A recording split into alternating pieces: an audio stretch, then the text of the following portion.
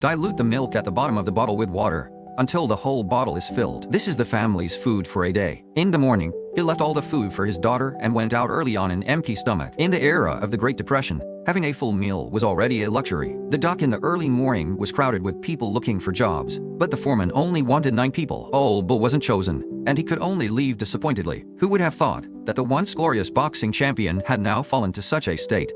As soon as he got home, he found his son sitting in the corner looking wronged, and there was a big sausage on the table. Without saying a word, Old Bull grabbed his son and took him to the store to return the sausage. On the way back, his son said that his friend had been sent away because his parents didn't have enough money to support him. Old Bull was silent for a long time. He squatted down and promised his son that he would definitely take good care of them, but how could that be easy?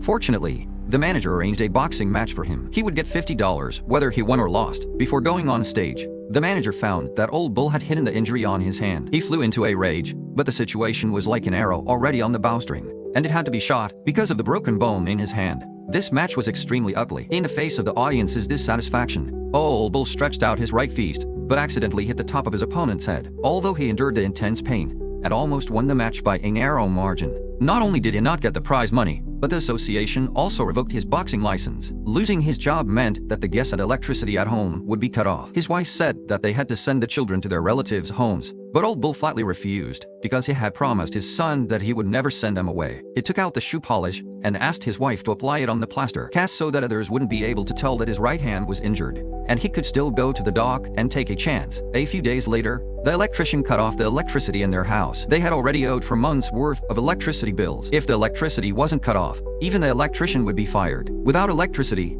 they could only light candles. When they couldn't keep warm, they went to tear down the fence and use it for firewood. But even so, the children still fell ill. As a mother, she couldn't bear to see her children suffering with them. In utter despair, his wife sent the children to their relatives' homes. When Old Bull came back, he had an argument with her and then rushed out of the door. His wife thought that Old Bull was going to leave her, but in fact, he put aside his last bit of dignity and went to the relief office.